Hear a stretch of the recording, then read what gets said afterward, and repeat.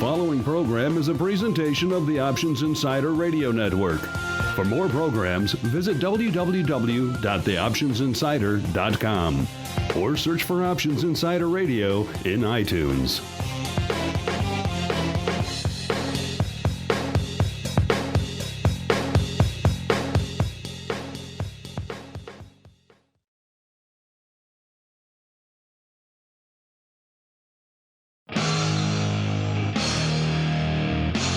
And now,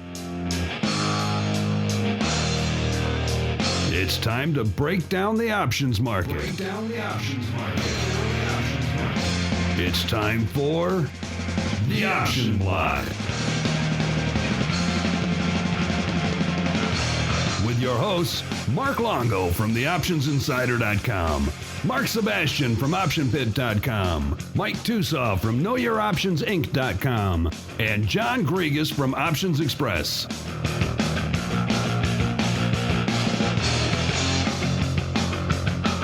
Welcome back to the Option Block, and I hope all of our listeners out there are having a good trading week so far.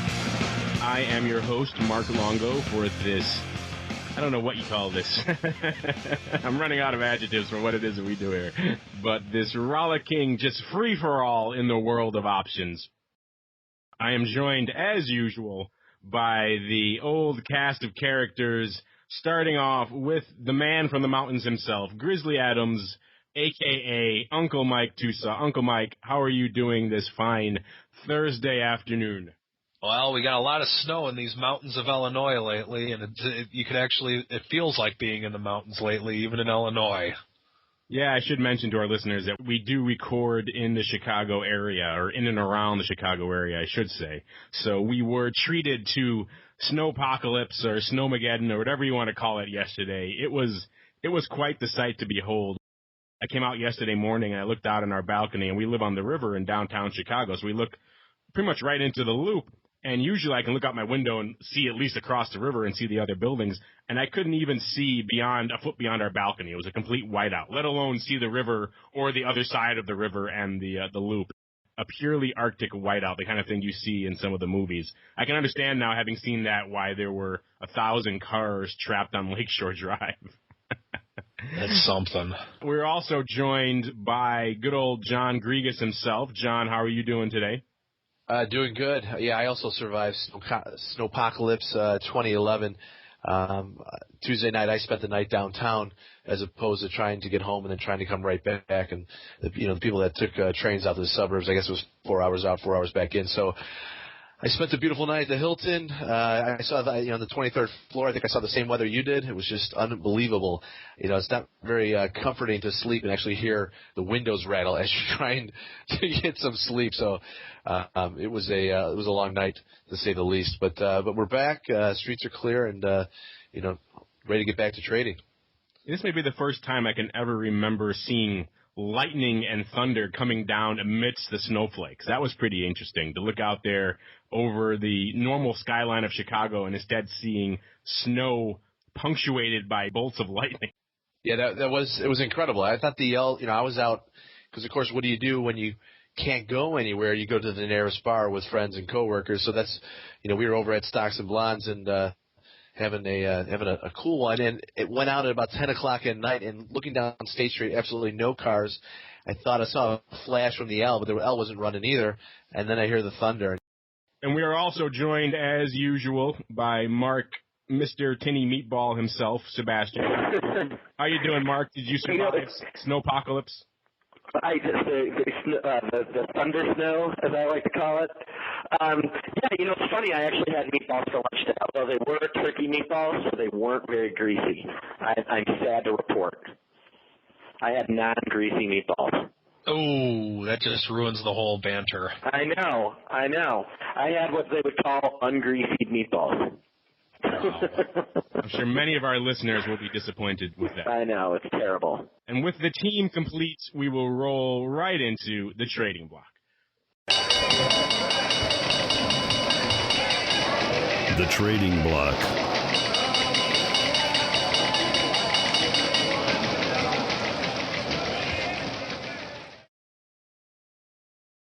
And welcome to the Trading Block. This is the section of the show where we discuss what activity is catching our eye today and what's moving the markets today. And, of course, we had another interesting day. The markets were vacillating quite a bit. Looked like towards the end of the day that we were going to finish down, but a late-day surge once again invigorated the bulls, and we closed up on most of the major indices today. The S&P closed up 3 points. The Dow closed up 20, and NASDAQ closed up about 4.5.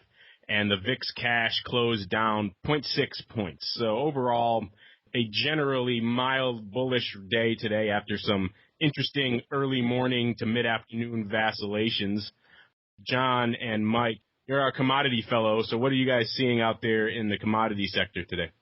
Well, this morning the big move was gold. I mean, I'm not sure if it was late to the party because of the things that were going on in the Middle East. I mean, you can see that oil reacted last week. Earlier this week, moving up about $8 in 2 days, and then it's just gone sideways since then. But, from what I read, people were saying, the gold's reacting to the crisis in the Middle East. Well, guess what? It's been going on for over a week. So, looking at it, it looks more like a technical rebound. They say a correction is 10%. I think this one came in around 7 to 8%. And you just see some, buyers coming back in to get back into the channel. Other than that, cotton, have you seen a cotton chart lately? That thing is just channeling up as well. We had a lot of people getting into the cotton and gold today, and that seems to be about the commodity side, what most of our calls were about. I know Tusaw has some equities that he wants to discuss, so I'll let him take it from here. I know Ford looks like it's lighting up the tape today a little bit, I'm sure. We talked a lot about Ford on recent shows. Then they kind of underwhelmed on their earnings and took a bit of a hit. And they've since been doing some interesting movements over there since then. I know, Mike, you guys over at Know Your Options follow Ford quite a bit. So what did you notice today in the movements in Ford? Yeah, well, we're looking at Ford. It had some earnings were definitely not what the market was hoping, that's for sure. Or maybe it is what the market was hoping, and the market knew they were going to sell it after the earnings. Who knows? But with Ford, it's been coming down a little bit the last couple of days. And so we had some interesting news today. The all-new, and I'm reading from my Options Express quote detail page, the all-new the all-new Focus Electric, Ford's first ever all-electric passenger car. It's a zero-emission, gasoline-free version of the company's popular Focus model. So I think with the news that's coming out now, Ford's starting to actually get some stuff going right now, and they're getting back to what they're good at, and not back to what they're good at, but they're getting back to start to continuing to innovate. And I think the market's reacting to that. I think the market likes Ford in general, and they just needed some reasons to start buying it again after the market did what it did to Ford recently. And right now with Ford doing what it's doing, releasing news on their new electric Focus, I think that's going to be a good thing for the company. Yeah, the stock probably needed a bit of a pullback, too. It had been on quite a tear over the past 4 or 5 months. And, yeah, that electric car certainly seems to be interesting. We talked about that in one of the most recent shows. They announced it not at a car show, but at a consumer electronics show. So that kind of shows you where the new focus for Ford is these days. They see their big sales opportunity and their big value added to be more in the electronic space than in the pure driving experience space. They're adding all sorts of bells and whistles and widgets to these cars as a way to drive you back into the dealership, no pun intended. Yeah, I think it's important that they seem to be a company that's evolving with the times. And full disclosure, we do have some clients that are actually in Ford puts right now. We still are in the 17 puts on Ford, and I'm more than happy to buy it at 17. I didn't originally want to buy it at 17. Now that it's down to 15s, but that's one to where it's gone against us a little bit. What'd you sell those puts for?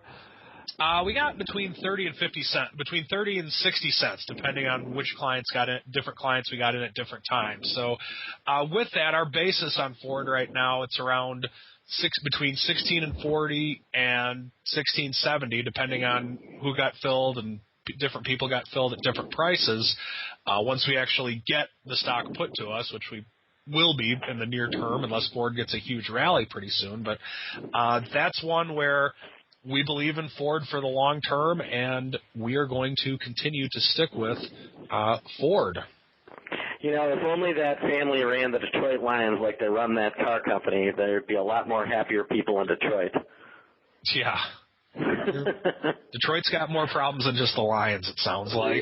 Well, yeah, the Pistons, the Red Wings, I mean, all sorts of problems. So, yeah, you know, Ford's a real interesting. I think that what's interesting about them is that they made the decision not to make a decision, and I think that's worked out for them. They said, yeah, you know what, we'll get into the electric car, but we won't be the first there. We're going to get into hybrid technology, but we're not going to be the first there. We're going to get into more fuel-efficient trucks and power trucks, and actually we will be the first there. So they actually smartly went, you know, make the best truck. I don't think there's a lot of people. Well, there's some Chevy people out there that would argue, but I've not met a lot of unhappy F-150 owners in my life.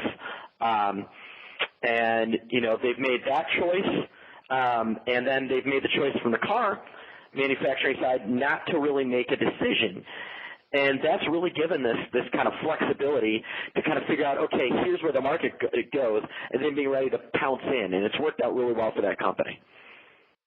That brings up the flip side of the coin then, which is GM. They have earnings coming up in a couple of days, and we're going to talk about this in the Around the Block, but might as well do it now. Looks like the At the Money straddle closed out at about 220. So how do you guys feel about GM as a counterpart to Ford? Would you be buyers or sellers of that straddle right now? Ooh, GM. Participant. You know, GM. No passing allowed. We're dealing with the Fed. You know, here's what I would say is, man, that is $2.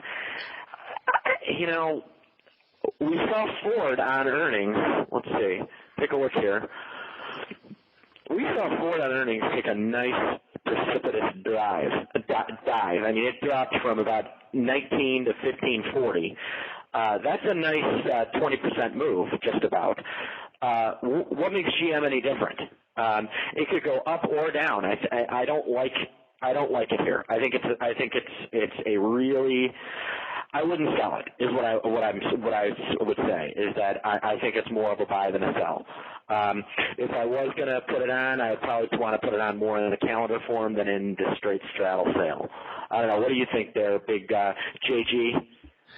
I'm not selling straddles in GM either. I just stay away from it. I don't like anything that's pretty much owned by the government. Who knows what they're doing behind the scenes? I don't know. I think there's better. I'd rather sell a straddle on Tesla than GM right now. That's saying a lot right there. Yeah, no kidding. Do you think there's more downside in GM right now, or I should say more potential movement in GM right now than there is in Tesla? Wow. Yeah, I don't know. I did well in the bear call spread earlier in the year, and I don't know. Maybe I'll just stay at the bear call spread. I think you just like the band from the 80s. I just like to say that word, Tesla. You know, yeah, Tesla, exactly. Right? Yeah. Yeah. If they had a car company called Megadeth, Mark Longo would be really into it. If you're basing your trading decisions based on 80s metal band names, then you got to be a buyer of Tesla Premium. You can't go short there. That would absolutely. That would be shameful. I think an Iron Butterfly on Tesla. Yeah. Now you're mixing two eras. Feels dirty. Yeah. And since we're talking Megadeth, the GM cars sell, but who's buying, right? Oh, wow.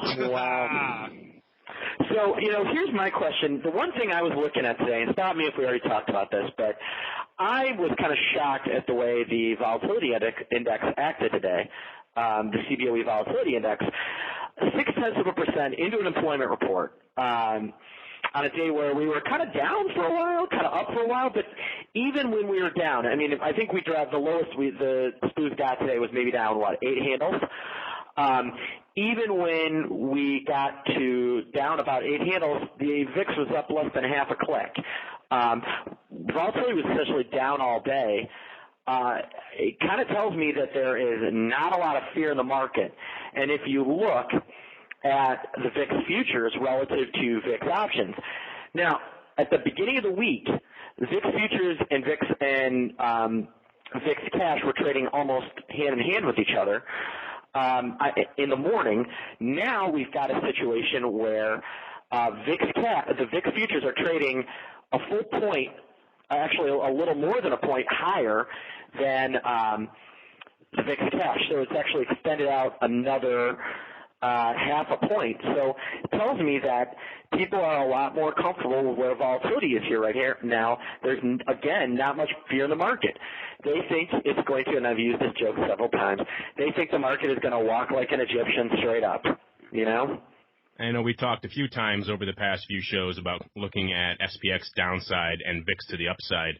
And I know you track that on a regular basis. Mm-hmm. What are we seeing right now today in SPX downside? How's it looking? Is this that downside skew has continued to kind of slowly soften, but relative to the VIX contract, it's still not the do. I think you stick with, if you've got a decent sized trading portfolio, I still think it makes more sense to use the VIX options right now than puts.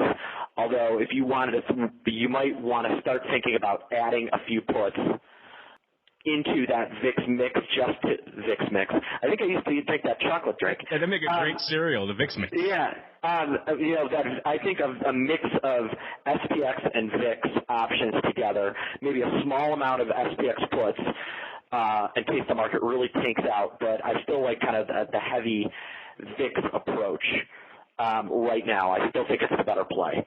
This just goes to show the benefit of keeping your head and keeping your cool when things appear to be melting down around you. If you scramble like some other people did last Friday when the VIX popped, and you thought the world was ending, and so you had been waiting to get your downside or your hedge on, and you dove into those downside SPX puts, then you paid some serious premium. You're getting killed right now. Yep. Yeah, agreed. And I think that's going to do it for the old trading block. And with that, we're going to roll right into the odd block. The Odd Block.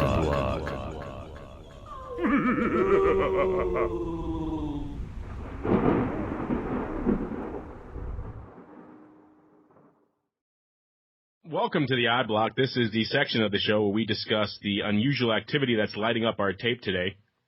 And we're going to start things off with good old Tyson Foods. I know, Mark, you love some Tyson chicken every now and then. Mm-hmm. TSN, they closed at $17.56, up 47 cents. This is the name that does an average daily volume of about 5,000 contracts, so not super light, but not super heavy either, kind of a modest volume name. They did over 23,000 contracts today. The bulk of this is because they have their earnings coming out tomorrow before they open. Mm-hmm. Interesting about this is we saw a lot of bulls flocking into Tyson Chicken today. Apparently, there's some love for their frozen foods coming out ahead of earnings. We saw over 5,000 of the April 19 calls going up, with about 75% of those on the lifting offers for a price of about 35 cents.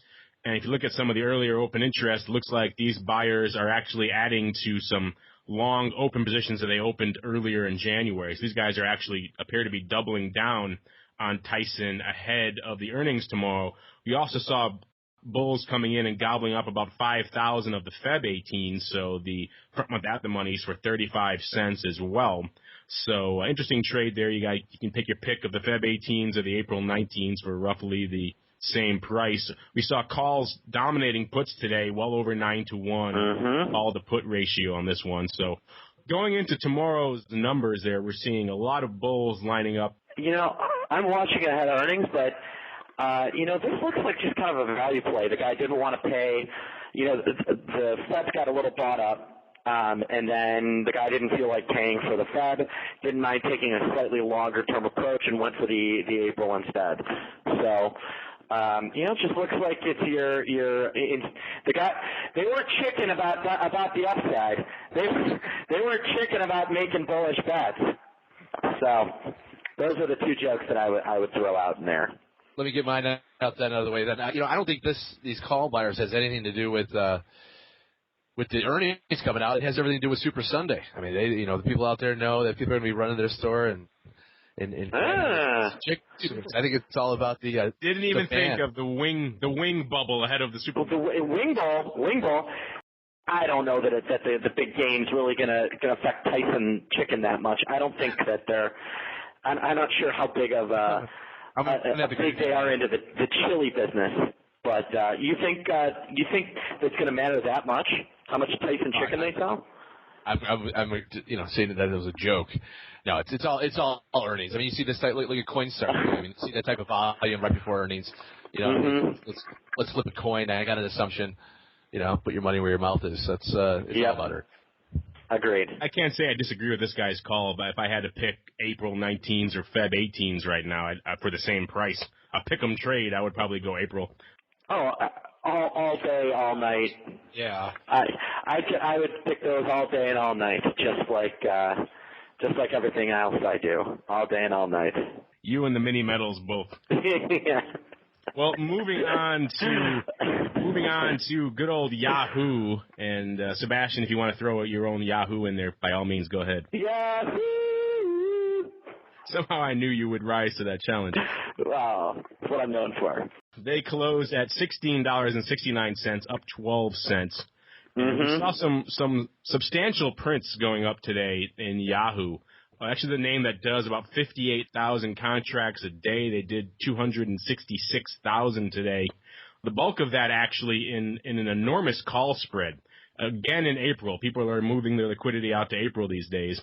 And this guy went out and picked up 46,500 of the April 18s for 50 cents. And then he dumped the same number, 46,500 of the April 20s for 20 cents. So that netted him 30 cents on the spread, for a grand total of 93,000 contracts. So the bulk of that volume today was in this one trade. This guy is obviously looking for some upside coming into April. We also saw a smaller but still sizable spread going up, a similar spread actually, in March. A trader came in and picked up 5,000 of the March 17s for 54 cents, and then he sold 5,000 of the March 19s for 19 cents. So that nets out to 35 cents on that spread as well.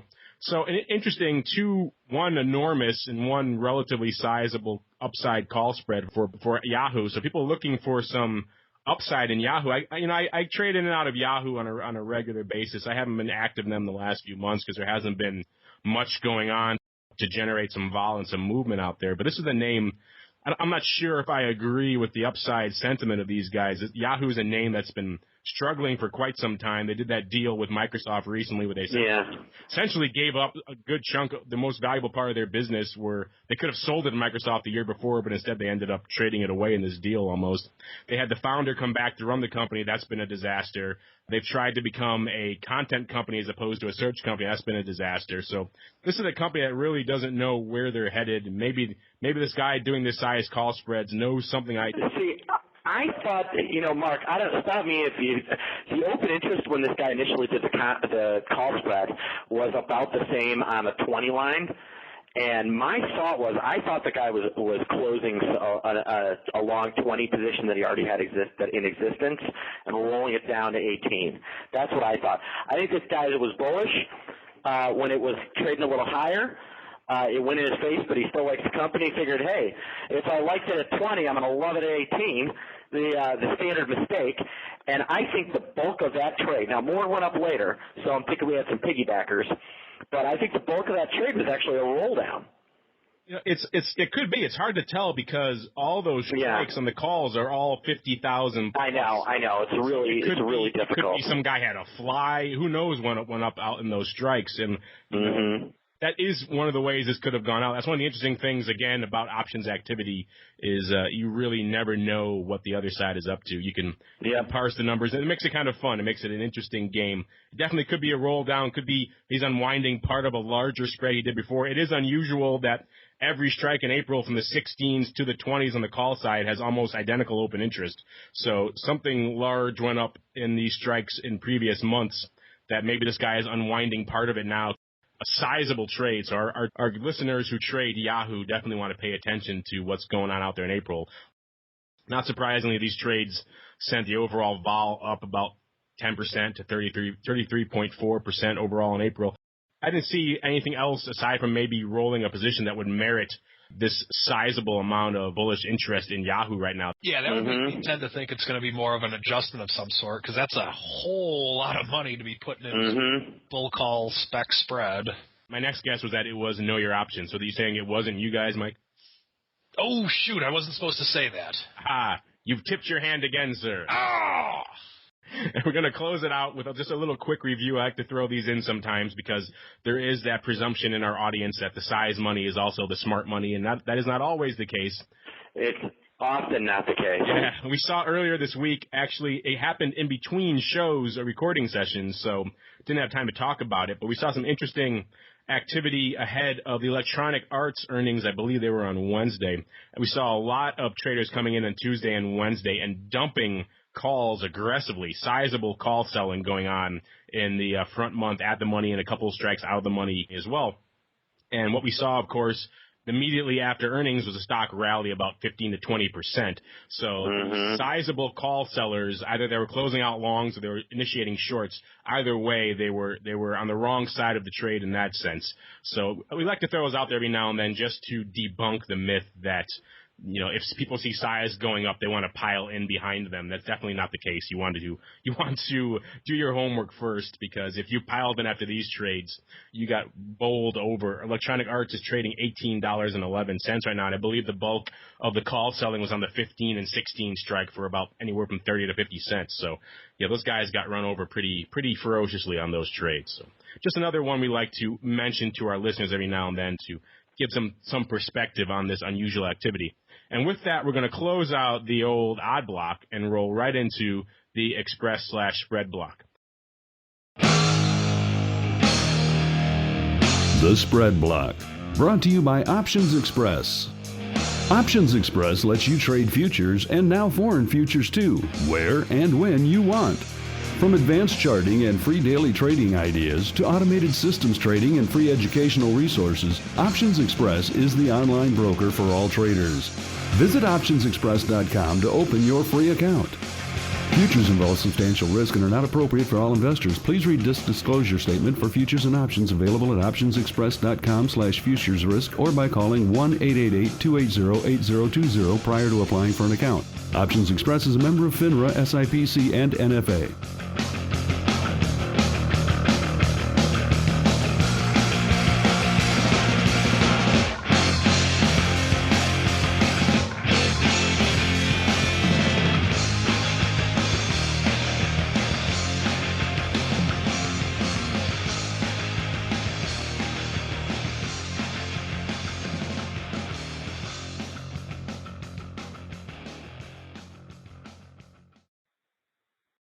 And welcome to the Express/Spread Block. This is the section of the show where we sit back and let John Griegus just tell us all sorts of fun and interesting tales from what's going on behind the scenes in the magical land of Options Express, where the elves and the reindeer are busy making your trading dreams come true. So, Mr. Griegus, what is going on behind the scenes at Options Express land today?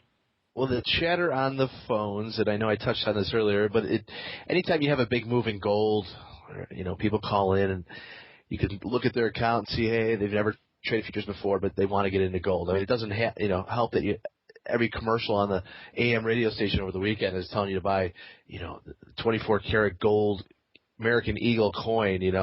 Usually retails for $500. You can get it for $19.95, but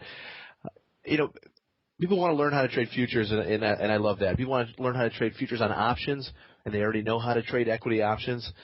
It's almost the same, if not seamless. And, there are some major differences, but if you know how much you're risking on an equity option when you're buying a call because you think the stock's going up, it's the same thing for gold.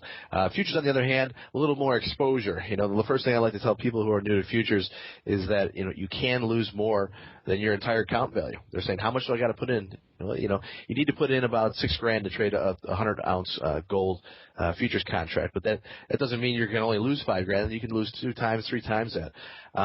But I had a gentleman call in, and we were talking about gold, and he just wanted to get his feet wet.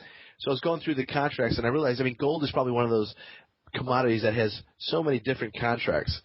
Across the board right now, there are 5 different contracts out there that you can trade. You got the big COMEX gold, which is the most popular, 100 troy ounces. You have a mini COMEX, not too popular. It's 50 troy ounces, and that relates to a $1 move on a 50-ounce contract will make you $50. The one that I like, because it's a little less exposure and you can actually sleep at night, is the mini gold. That's 33 ounces. And then there's also a life big one that's 100 ounces. One of the newer ones, they just came out, this is the one I recommended to the gentleman, is the MGC contract. It's a CME new product called the Micro Gold. It's only 10 ounces. It has an initial requirement, obviously about 1/10 the big contract, so it's about $500.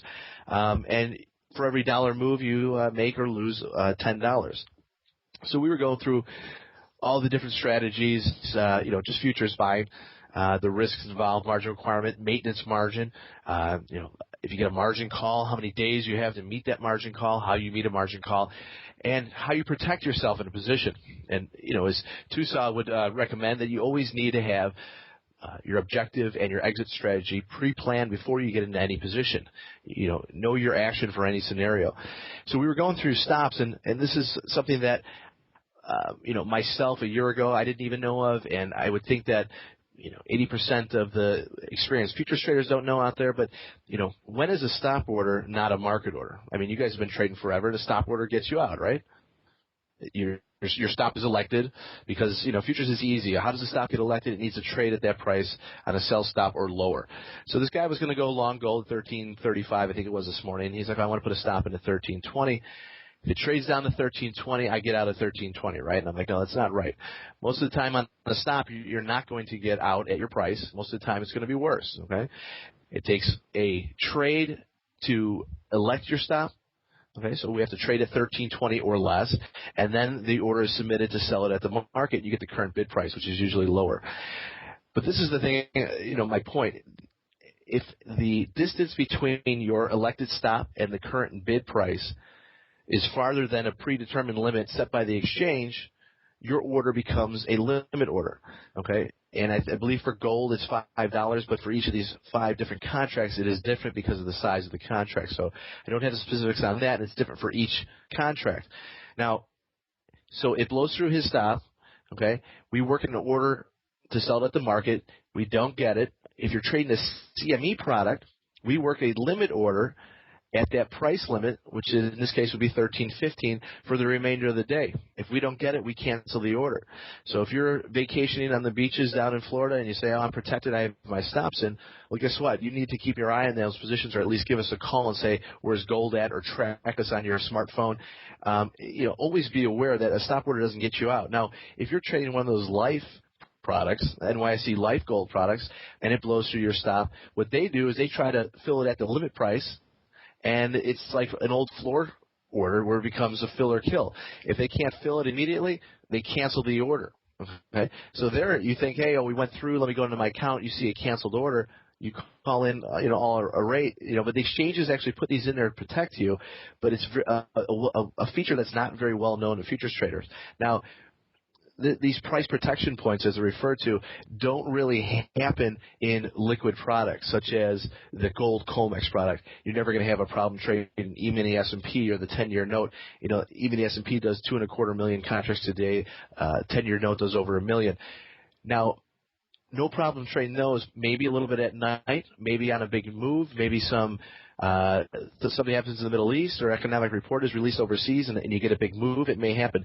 But when you're trading these minis that have 2,000 contracts or less traded in a day, you could run into some problems during the day when these markets are at their most liquid. So just be aware that when you're trading these products, it is something that you're not going to run into, but when you do run into it, it's going to cost you money. And it's information is key when trading. I think that's one of the reasons why so many of our listeners have been writing in our forums over that, saying we need more Grigas on the show. Little tidbits like that. That's a interesting and also a terrifying scenario if you're trading life contracts, that they will actually cancel your stop on you. I can see some of the logic behind it, but on the other hand, it is absolutely terrifying if you have a customer who thinks they're protected on the downside. Oh, I have a stop working, I'm good.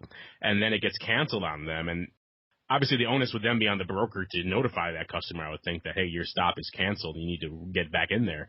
But still, that's a terrifying prospect, I think, for a lot of new futures traders and people who are considering diving into the futures. That scenario could happen to you if you trade life products. Yeah, I mean, life and CME. The CME at least will work it at your limit, and there's a good chance that the market will rebound or you'll get filled. But the life and the ICE, they changed their ruling about 2 months ago, and honestly, making that call to a customer, because it's never a winner when you're calling them, is not good when you got to tell them that, hey, you didn't get filled with your stop, the stop's canceled, and we're $5 lower, and you're unprotected. What do you want to do? That's got to be like the military guys who show up to deliver the bad news to the military spouses, making that call. It can't be too fun. Yeah, I have the folded flag under my arm. I have the cap to the side. Yep. So is that what you guys do then? You guys will actually call the customer if their stop gets canceled, or is it maybe an electronic notification? We check to see if they're in the account. And then we try to email them, and if it's something that's sizable, we'll give them a call. We try to reach out all the time when we see a lot of people will say, "Oh, it's a computer," but we have a full execution desk, and abnormal trades, stuff that's rejected by the exchange, canceled by the exchange. A human does look at that, because a computer is only reading X's and ones and zeros, X's and O's. It's not going to be able to tell, hey, this is in between, this isn't black or white. So we do have people that go into customers' accounts, check for buying power rejects. Any type of reject, we have like an actual broker go in there, review the account, see that they put an order in wrong handle, and then we try to reach out to the customer when we can, and that's pretty much all the time. You'd want someone doing the look, having your back when you were trading. So, in the pits, you wouldn't say you don't want that trade, or hey, I see 1,000 lot right behind that stop order. Maybe you don't want to get long at that price point. But, you want a good broker that kind of looks out for you. And, we're all traders here, and we try to look out for our fellow traders as well. And speaking of customer or listener feedback, we've had some other interesting posts. This one actually came up in one of our longest running posts in our forum. It's running probably over 3 years now. We call it our Broker Smackdown thread, where people come in and post various comments and questions and concerns they have about retail options brokerage firms. And it's like I said, it's been going for 3+ years. So I recommend all of our listeners surf on over to the Options Insider if they have a chance, to our forum, and check it out, because there's some interesting insight from over the past 3 years of options brokerage. And we saw a post come in there I thought was interesting. I thought I would toss it over to you, John, and see if you had any comment. It's not really a question, it's more of a comment. This poster goes by the name Option Ace, and he says, does anyone out there have any feedback on the Options Express savings feature on OX? For example, I buy 10 calls at a limit price of $1, but it fills a penny better at 99 cents. That equals $10 in express savings. Curious if anyone had seen this or had any comments on it. And obviously, that's your price improvement feature, but I didn't know you had such a fancy trademarked term for it over there at Options Express. Yeah, everything at Options Express, it has to start with X or have that type of, we have Extend, we have Express charts, or we renamed them some basic charts, but, in the inception, it starts with an X in front of it. The price improvement program has been around for about a year. In its infancy, we did have a lot of calls on it. What is this $? And that's what you're going to see in your order status page next to the right of the order status.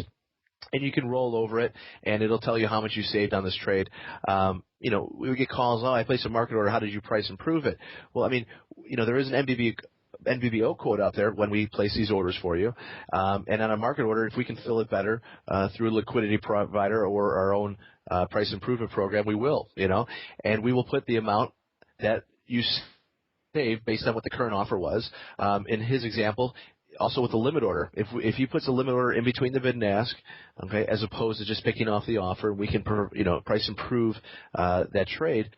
This is real money that actually you will save by trading at Options Express. And again, it's like I said earlier, we're a trader. You want to have low commissions, you want to have good service, you want to have good execution. We are always looking at a way to improve the speed of our execution and the price of our execution. This is just another way that we improve on the price. Through price improvements. A lot of firms do have it. I don't know if they display it in the same way that we do, because you can actually track how much you've saved in a given day or a given year or month. And you say, save $10 in Option Ace's example. Or was it Trader Ace or Option Ace? Option Ace. Option Ace. That's good. He's an options trader. He's probably trading with us. $10 is just $10, but, maybe you're scalping, maybe you're a swing trader, $10 here and there, a couple $100 a week, and you're talking, paying for your commissions. Yeah, exactly. A lot of our newcomers to the site and newcomers to the options market, and even some of the more experienced traders we see are not aware that in a lot of the more liquid equity names, there are price improvement auctions going on a regular basis. And what that means essentially is there are liquidity providers out there with bids and offers lurking around the NBBO. And what will happen in a lot of these names is that if you put in an order, it will be held up for a few microseconds, whatever the case may be these days, for the time it takes for these price improvement auctions to occur, and then your order will be exposed to that auction system, and you may get a couple cents better or a penny better here or there. You might just get filled at the NBBO, and that's exactly what Option Ace is talking about here. Is that's him seeing the results of that in his account. And it's an interesting thing, and it's also one of the things that is perhaps under attack or potentially at risk with some of the new regulations we're seeing coming out of the 2008-2009 derivatives meltdown and the resulting crackdown against flash trading. We saw the talk of a ban in the equities markets, and of course that ban being carried over into the options market. And that one of the downsides and potential dangers of bringing that over is they consider something like that a price improvement auction, which has an obvious and clear benefit to the end customer in options. That would be prohibited under those regulations because that would be considered flash. So it's an interesting thing to keep an eye on. If you are an active options trader, we're seeing a lot more interest from our audience in these type of things that we would consider to be inside baseball in previous years, things like Dodd-Frank. But the reasons is because these sorts of esoteric regulations could end up dramatically affecting your fills in the options market. So it's a good thing for anyone who's even modestly active in the options market to pay attention to some of these developments down on the hill, because like Option Ace says, that stuff is important. Those fills and that little bit of savings you get here or there adds up, and you don't want some crazy congressman to come in and take that all away from you and prevent Options Express from giving you all that fun express savings, as you guys express savings. So yeah. quaintly put it. I want to head down to the Express bathroom at Options Express one of these days. I heard it's quite nice there. It doesn't work good when you say it in front of your wife, though, the ex-wife. No, that just doesn't. That's good. Yeah, that might come back to haunt you, I think. I want to give some props to that too, because at Know Your Options we clear all of our trades through Brokers Express, which is the advisory arm of Options Express, and I see that almost every day. When maybe not almost every day, but very frequently, it saved our clients a lot of money that they don't even see, just because of the fact that Options Express has the ability to do the price improvement like they do. And I think it's a great program. I've been a fan of it for many, many, many years, and I'm with you, Mark. I hope the congressman does not get that out of it. Keep your grubby mitts off our flash. That's all. That's right. All right, and with that, we're going to close out this extended but quite interesting Express/spread block, and we're going to roll right into Around the Block. Around the Block.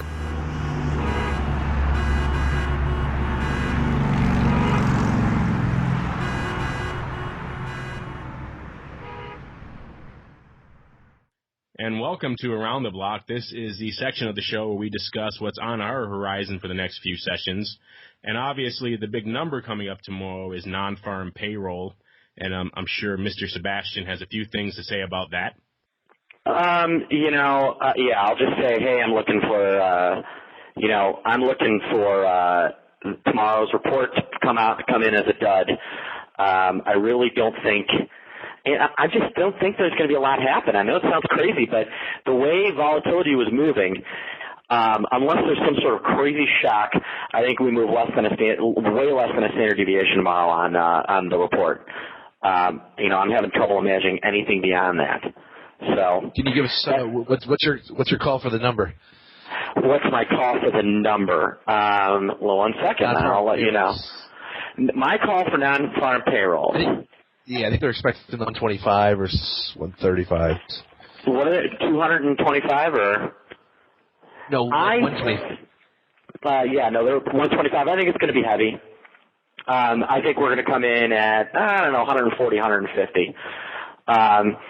So a touch heavy, but I don't think that's going to be enough to move the market, would be my bet. So, and if it's light, it's going to be from government, which will be kind of considered a bullish sign by the market.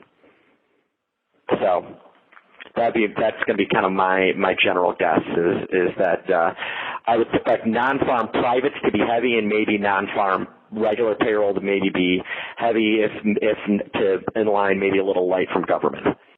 We also have coming up next week a lot of earnings on the horizon. The next week is an interesting week for you guys who are out there trading weeklies on the earnings and just trading in and out of earnings in general. We have interesting names like SIBO coming out a week from today. That'll be an interesting one to see what they report. We've got Chipotle, who's just been extremely volatile lately, up $10 today. They're up about 20-odd points in the last two sessions. I didn't see what drove the activity today, but we've been trading a lot of Chipotle. We were actually eyeing down some short positions down at the 190 strike ahead of earnings when they were trading about $2. We hesitated because we were doing a few other things at the time, and by the time we got back to it, there goes the stock up 20 points ahead of earnings. So we've definitely missed our opportunity there, but a very volatile one if you're into trading earnings announcements. And, of course, Mr. Tusaw's favorite, Cisco, coming out on the 9th. Looks like your Feb 20 puts are pretty safe there, Mike. I hope so. If not, then, it's a great buying opportunity unless they really say something bad. You sold those for, 40 cents? So I think you're fairly good. Yeah, you got $2 to run before those puts start coming into play. And then, of course, Mr. Grigas' favorite, Tesla. And he's the man who said he's going to load up on some short downside puts in Tesla. He's a brave man. This stock's been moving quite a bit. It was trading $38 not that long ago. Now it's closed today at $23.63, down 31 cents. And this is the name that, like John, we had been trading quite actively back probably, I'd say, 5 or 6 months ago when it was trading in the 16 to 18 range. And it was very range-bound, and it was a great premium selling name. And then it took off to the races and went up to 38, and I've been keeping my powder dry in Tesla ever since because this is a name that really, on a fundamental basis, they have nothing. They're not going to make any money for a couple of years. They have some deals going, I believe, with Toyota and a few others. It'll be interesting to see what they even have to report coming up for this cycle. But so, John, are you back into Tesla, or are you kind of just watching from the sidelines right now? I think I remember discussing you with that. I was selling beer call spreads on there, and it was in that range, and it just sat there forever. And then that news came out that Toyota was going to invest, I don't recall the figure, but it was hundreds of millions into them, and that's when they kind of took off and actually saw some decent follow-through. You would expect it just to come up and then head back down into a range. But it's slowly been coming back down. I'm not a big fan of the earnings play, even though I might try that Chipotle since I was looking at that while you were speaking about Tesla. I also was looking at Coinstar today, and that didn't work out as well either. I would have bought some calls and just taken a shot of that, but that's down $4 in the aftermarket. But Tesla, I think there's more downside room, just to, go back into that range, closed at 23.63. So, I would still say it's got about another $3.50 to go until it hits that 20 mark, which I find support at. Are you getting any interest from the OX customers in Tesla? Not when there's companies out there like Apple, Baidu, Google, CMG, Priceline. Anything that's a weekly is a very popular instrument to trade right now. Weeklies, there's probably about 15 or 16 out there right now.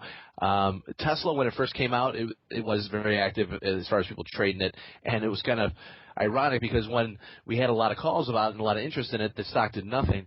And now that it's kind of fallen off the radar as far as our customers go, it is it spiked up to 35 and has been moving around pretty good here in the last 4 months. Yeah, I wish they would add a weekly on Chipotle. That would be fantastic. If there's a name that merits it in terms of volatility and movement, Chipotle is a great one, and yet they don't have any. They don't have weeklies on it. They changed that list around literally intra-week. It's incredible how we try to keep up. We get a memo and then we roll it out to our website the next day. Obviously, we want people to be able to trade what's available out there. But I was screaming about a certain company, Priceline, and I swore they had weeklies for a while, and then they just disappeared. They did the same thing with Baidu. They took Baidu off for about 2 weeks, and then they put it right back on. I don't know if they can only have a certain amount of securities on weeklies, but it seems right now it's a pilot program, so they're only limited to about a certain few that they can put on there. But I got to imagine eventually they're going to have weeklies on the most popular ones, including Chipotle and Priceline. Yeah, I believe they are limited to 5 per exchange or something along those lines because it is a pilot program.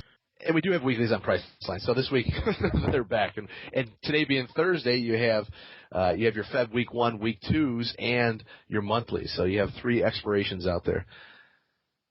And what about you, Mr. Tusa? I know you, aside from Cisco, I know you've been active in Goldman Sachs lately. How's that looking for the next few sessions for you?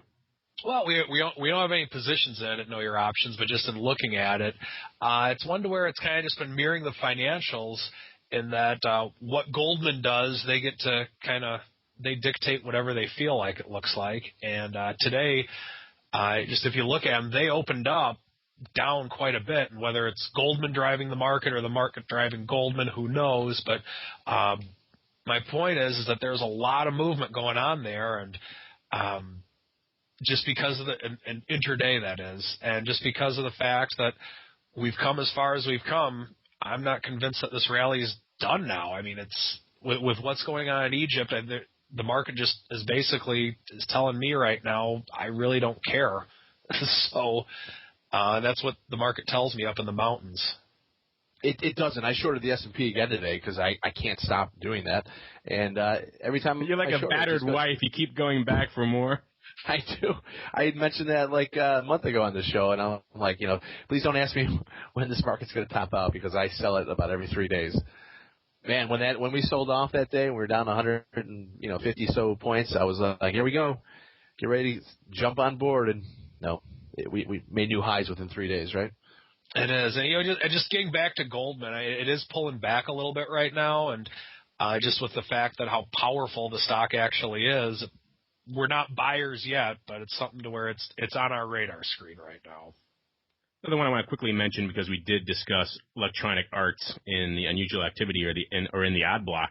Their counterpart or their nemesis, their adversary, you could say, Activision, is coming up next week for earnings. And given the explosiveness we saw out of Electronic Arts, it might be interesting to watch Activision as well.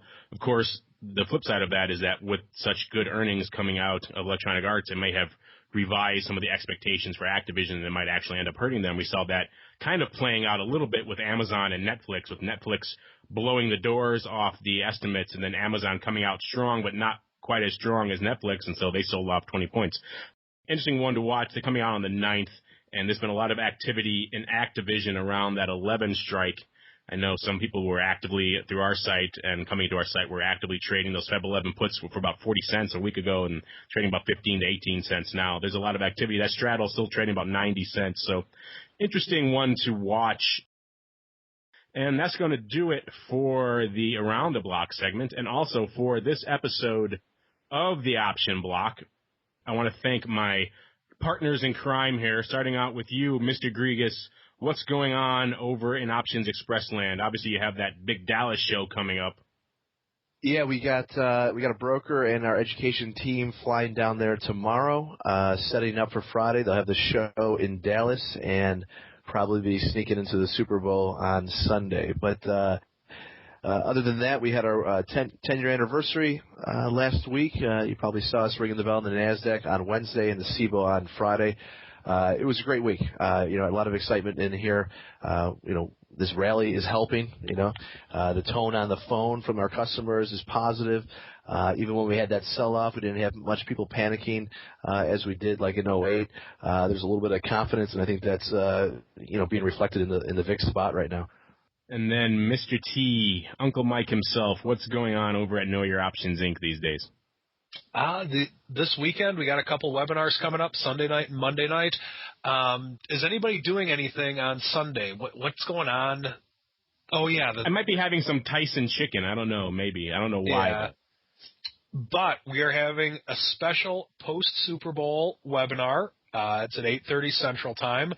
And feel free to go to Know Your Options Inc. to find out times. Plan the trade, trade the plan. Be more than happy to have you come to the webinar. Still plenty of space available. And then on February 12th, I'll be guest speaking at the Options Express event up in Minneapolis. So for more information on that, you can go to optionsexpress.com or go to knowyouroptionsinc.com. And, of course, our listeners shouldn't forget Mr. Sebastian's optionpit.com website. You can still use that OI 2011 code to get a discount on his January and February classes. And I also recommend that if you're interested in any of the unusual activity or the news or any of the other things we discussed, including the forum posts and the active forum conversation we have going on, then surf on over to www.theoptionsinsider.com and join the community over there. We have a lot of interesting stuff going on. I also want to tout that voicemail again because we're starting to get some interesting comments and questions on that line. That number is 312-544-9356. Give us a call. Leave us a question for Mr. Grigas or Uncle Mike Tusaw. You can ask him whatever you want. You can ask him about the express bathroom. You can ask Uncle Mike about his salmon fishing techniques. Whatever you want to ask us, and if it's interesting and fun, we will put it on the air. And that's going to do it for this episode of The Option Block. I want to thank all of our listeners for downloading and streaming and subscribing to this show, and we'll see you next week.